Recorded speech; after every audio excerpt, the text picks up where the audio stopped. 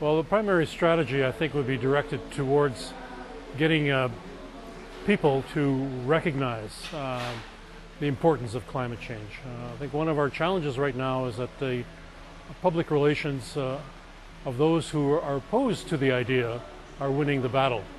In the case of the United States and Canada and the UK, 38% of the population who think that climate change is actually a reality. So that means that 62% of the world, and those three countries, do not think that climate change is actually a consideration in their lives. And that really is one of the more important strategies that we need to address, is to convince people that this is an issue, so that in return politicians can then begin to take this seriously.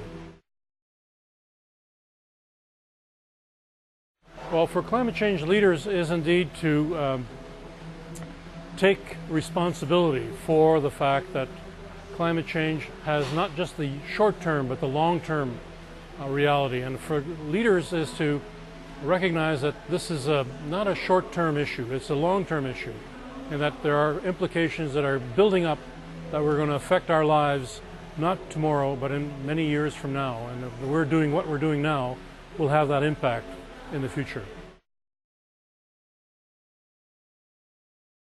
Well, the corporate sector likely is no different from the individual.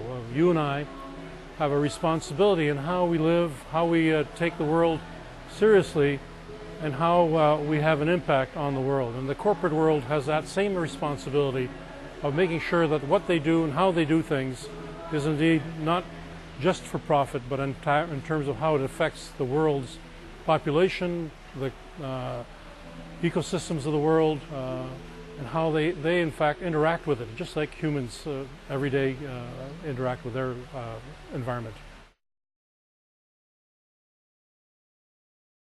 Obviously, it's very, very important because the treaty in terms of emissions is a fundamental issue. And the emissions can be looked at a little bit differently than just a matter of in terms of carbon dioxide emissions through the burning of fossil fuels. It's also what we do to the landscapes, to the seascapes, and ensuring ourselves that we keep the integrity of those landscapes and seascapes to make sure that those do not get converted and in effect create more greenhouse gas emissions through that conversion process. So there's a natural-based solution that's available to the leaders of the world and to the corporate world to take on as a serious approach to dealing with climate change.